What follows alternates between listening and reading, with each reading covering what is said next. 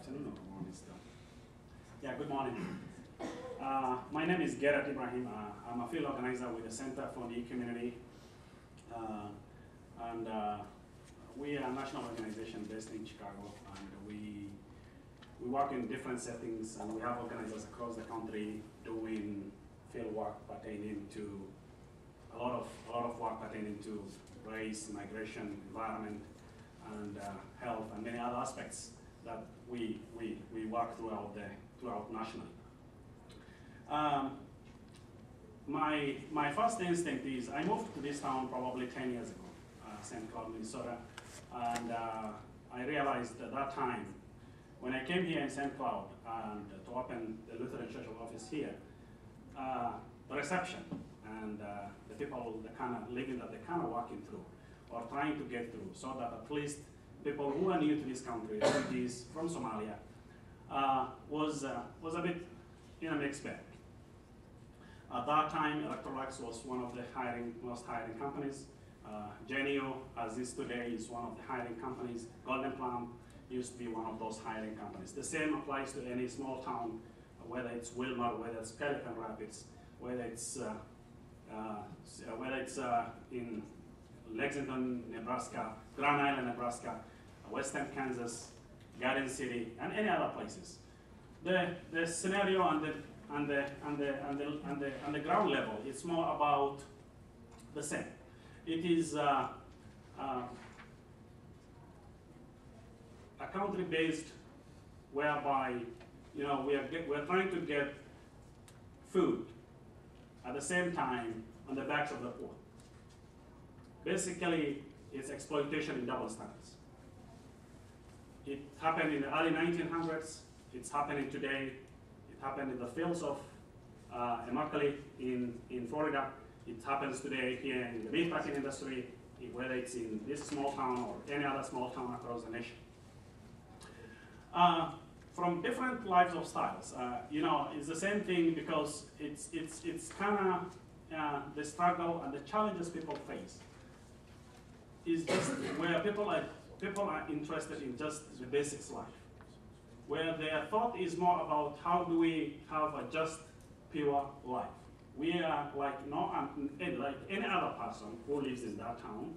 We contribute to the society that we live with, and we need to be part of the society to the extent that we live. But there's something that's very interesting. Corporate America has got its own well-planned agenda in place. And that way, you will see exploitation is daily happening in the feds.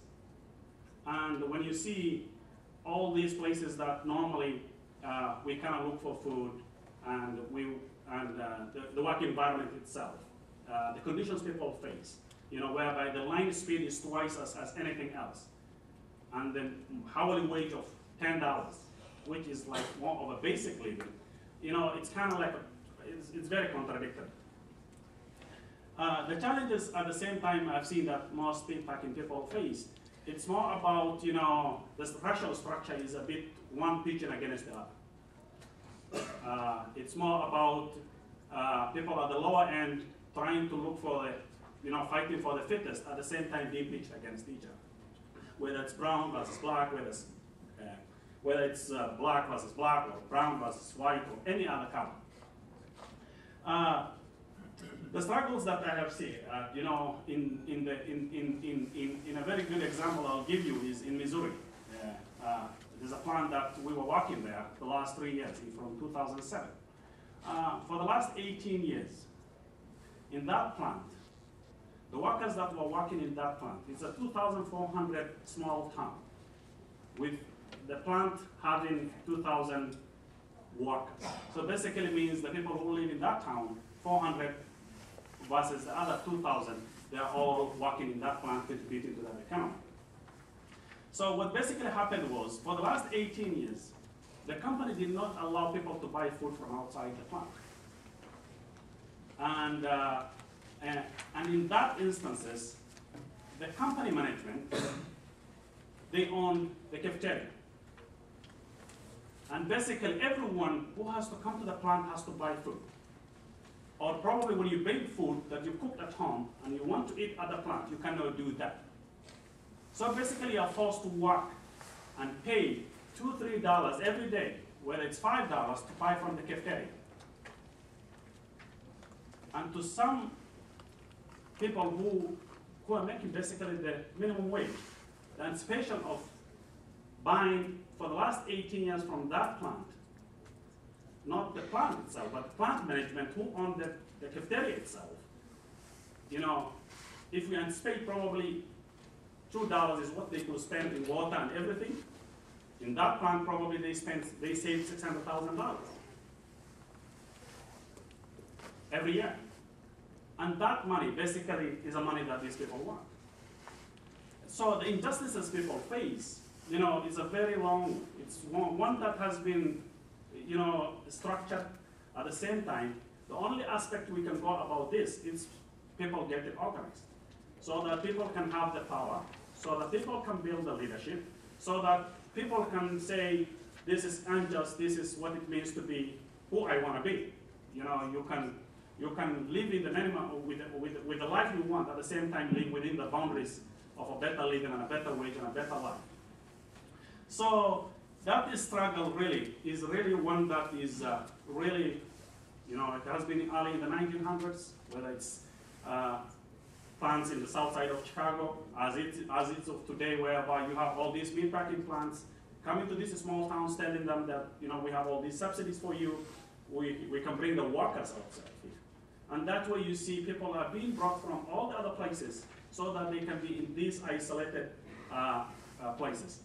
The impact people have on these small towns at the same time is because the structure itself is a place that they're kind of like majority-minority kind. The structure, the living standards, at least is not one that's compatible. That is another challenge itself. With my Muslim community, with Somali community, and myself, prayer is a very big issue when it comes to a Muslim who is obligated to pray 5 times a day, and at the same time the company says you cannot pray.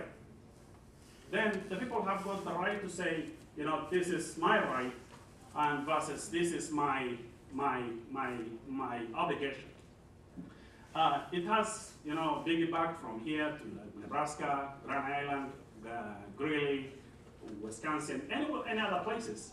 And this has been really a very big challenge. And I think one key thing that I have seen is because we have a lot of good laws in this books, but the problem is who will use the laws to the extent that we need. I was working through last year having an OSHA training in these plants. It took me, it was so bureaucratic, you know, that it was, we wanted to do it in Missouri, we wanted to do it in Iowa, we wanted to do it over here.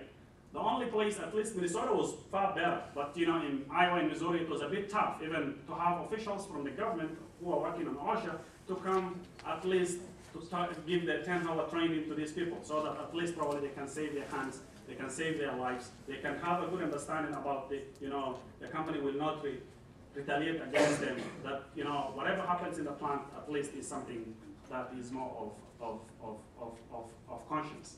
So to make a long story short, I think it's very dramatic, it's very tough, it's very intense, but I think it's through the power of organizing, through the power of people involved, through the power of people taking the leadership, through the power of people trying to own, then that people can have that kind of sense of whereby, okay, let's work through